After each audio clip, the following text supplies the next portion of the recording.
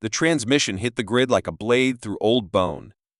No encryption, no warning, just raw signal screaming across every relay from the inner systems to the drift sectors, flooding ancient networks built by hands long turned to ash. One voice. No species ID.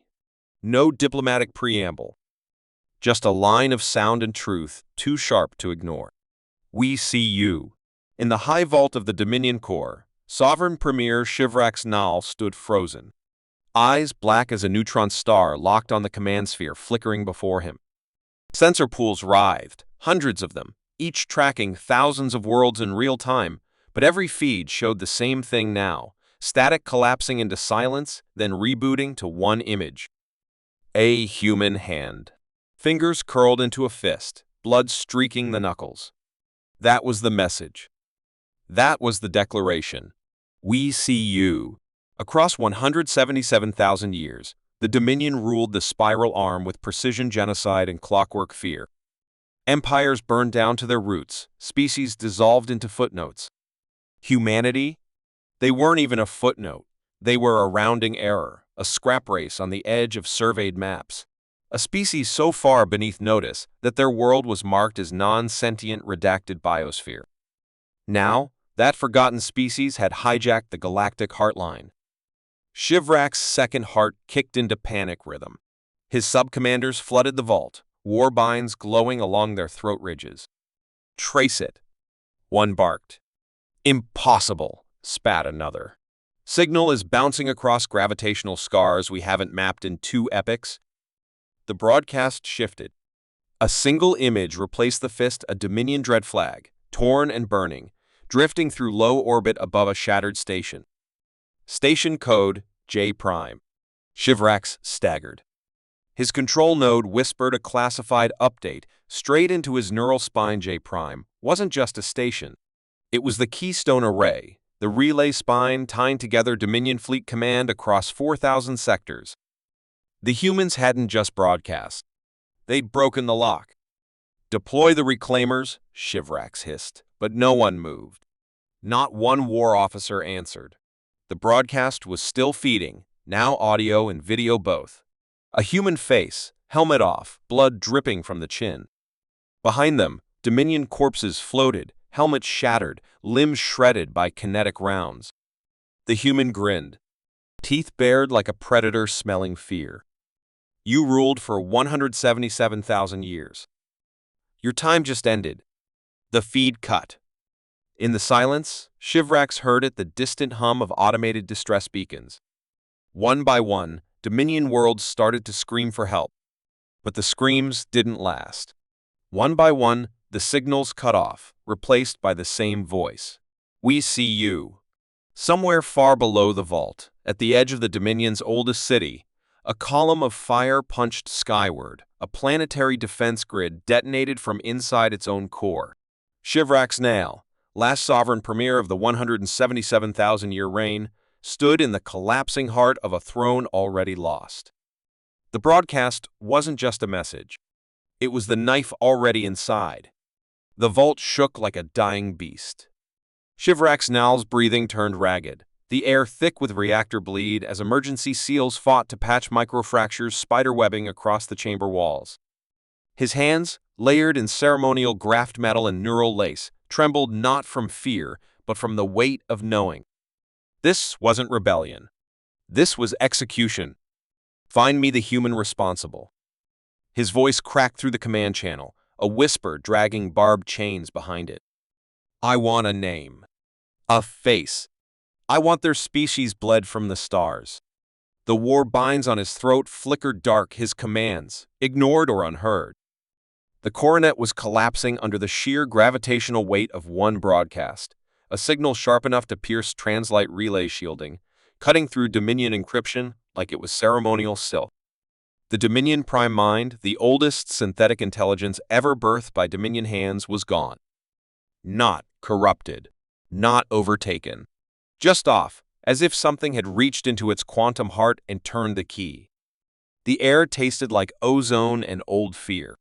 Behind Shivrax stood Zarin Kor, his blade chancellor, the oldest warrior in the inner circle, his war crown of fused bone and metal marking him as a veteran of no less than 60 planetary purges. Zern's left hand hovered near his belt. Over the obliteration sigil, the button Dominion leaders pressed when the end came too close, reducing a palace, a world, or a species to atomic vapor. But his fingers didn't move. He was frozen, listening. That voice was still crawling through the backup channels. No visuals now, just a low hum, threaded with a simple mantra. We see you. Zern had seen 1,000 rebellions collapse under Dominion counterfire. He'd personally walked the ash plains of extinct worlds, felt their final heat crack his armor. And yet, this felt different. This is no insurgency, Zern muttered. This is something older. Shivrax turned on him, fury masking the coil of terror building behind his ribs. Older than us? Older than the lie we told ourselves, Zern said, voice flat. That humans were a mistake, a species that crawled too slow into the light and missed the age of empires. He turned, eyes locking with his sovereigns. What if they didn't miss it? What if they hid? Before Shivrax could respond, the chamber's holosphere surged back to life, showing not just Dominion space, but the fringes beyond it. Empty systems marked as dead sectors. Forgotten ruins orbiting stars that had no names in the core records. Every single one was awake now, transmission lines glowing like veins under black skin. Whatever the humans had broadcast didn't just break the Dominion's grid, it activated something buried deep, beyond history, beyond fear. The Veil relays, built before the Dominion's rise, before even the first species learned to shatter light speed. Zern exhaled slow. The humans didn't just find our throat. He raised a hand, pointing at the map's bleeding edge, where something enormous was rising from the void. They found what was waiting behind us. Shivrax stepped closer, gut twisting. The shape was wrong. Too massive for a ship, too cold for a station. It radiated no heat, no energy signature the Dominion could classify, just a cold pressure, like standing next to a collapsing star. A whisper crackled into their ears, this time not from the humans. This was something older, a voice of tectonic weight, speaking in language they didn't know but somehow understood. 177,000 years. You locked the door. Now they've opened it. Shivrax Nal, final sovereign premier, architect of the unbroken reign, felt something wet on his palm. Blood. His own. Nails driven into flesh without noticing. Because for the first time in his life, he understood the truth. The humans didn't just come for revenge. They came with the keys to hell. Elsewhere aboard the human strike ship, Malice actuated. The air was too cold, recycled past the limits of safe breathing, every molecule stretched thin. Lieutenant Drexler Drex Coven sat slumped in the comms pit, knuckles bruised and bleeding from pounding the override console until the broadcast cut through. It worked. His mouth tasted like copper and bile, but his smile never broke. The faces staring at him from across the bridge, ragged crew, eyes sunken with exhaustion, looked half ready to cheer, half ready to puke. Captain Leona Varick leaned over him, her breath stinking of stale ration packs and adrenaline chems. You're either a goddamn genius or a war criminal. Both, Drex grinned. The data feeds scrolling across his screen showed Dominion command relays crashing in real time, entire networks folding like paper under the weight of one stolen signal. Varick's smile faded fast. We're not done. Whatever you woke up out there. I didn't wake it, Drex cut in. We just showed it where to look. Somewhere below the deck, in the reinforced hold, sat the thing they stole to make this broadcast possible, a shard of pre-Dominion tech, pulled from a dead system where even light refused to stay. A beacon older than language, built to call something back. Drex spat blood onto the deck, wiping his mouth with a shaking hand. They ruled for 177,000 years. They thought they were alone at the top. Varick's eyes narrowed. And us? We were just the knife they didn't see coming. The ship shuddered, not from weapons fire, but from something moving past it, too large to comprehend, a shadow with mass. In the dark, Drex whispered the same words that started it all. We see you. And something answered back. The bridge lights flickered, then held. Not a system's fault. Something inside the signal was crawling through the wires, chewing on protocols like bones. Captain Varick's grip crushed down on Drex's shoulder. "You're hiding something." Drex wiped his mouth again, blood mixing with sweat. "We all are." "No." Her voice hit like a sharp edge. "This?" This was too clean. "No way you just found the Veil beacon. Someone gave it to you." Drex didn't flinch, but his silence was louder than any answer. Across the pit, HFY, the ship's tactical officer, slammed her fist into the bulkhead. "You used us." Her voice didn't rise. It lowered until it scraped the deck plating. This wasn't a strike mission. This was a delivery. Drex's grin faltered, but only for a second. "We got the job done." Varick's hand stayed on his shoulder, grip tightening like a slow trigger pull. "What else is coming, Drex?" He licked cracked lips, eyes flicking to the secondary display, a ghost signal running under their primary feed. A heartbeat too slow for human, too fast for machine. It had been there since the broadcast, hitching a ride on their own transmission. "We didn't just open the door," Drex muttered. "We let something walk in with us." Kovac pulled her sidearm. "No threat, just reflex. The kind of move you make when your gut knows something your brain doesn't want to say out loud." "Who gave you the beacon?" Varick's voice wasn't angry. It was cold, surgical. "Not command. They don't deal in ghosts." Drex leaned back in his chair, bones aching like they'd been holding a weight too long. "There's a reason the Dominion never mapped the outer dark. It wasn't just radiation storms or dead systems. Something out there was waiting, and someone on our side knew." Varick's breath hitched. "Names, Drex." He exhaled. Codename Harbinger Red. Never saw a face. Just the beacon, a set of coordinates, and one rule: broadcast when you break the line. No matter the cost. Kovac's knuckles whitened around her pistol grip. "That's not a mission. That's a suicide pact." "No." Drex's smile came back, but this time it didn't touch his eyes. "That's a summoning." Before anyone could respond, the bridge speakers crackled open, comms channel forced wide without command authorization. A voice filled the air. "Not Dominion. Not human. Something between, stitched from broken languages and dying stars. Admiral Varick.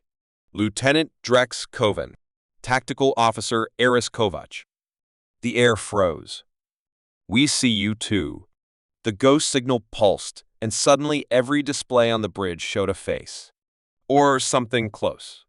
A skull of black alloy, skin stretched too tight, eyes flickering with stars that didn't belong to this galaxy. Varick's hand left Drex's shoulder, reaching for her own weapon. Kovac raised hers, aiming at Drex. "Tell me," her voice cracked, not with fear, but with realization. "What did you trade to Harbinger Red?" Drex stood slow, hands raised, but there was no surrender in his stance. "What every soldier trades in a war, too big to win." He smiled.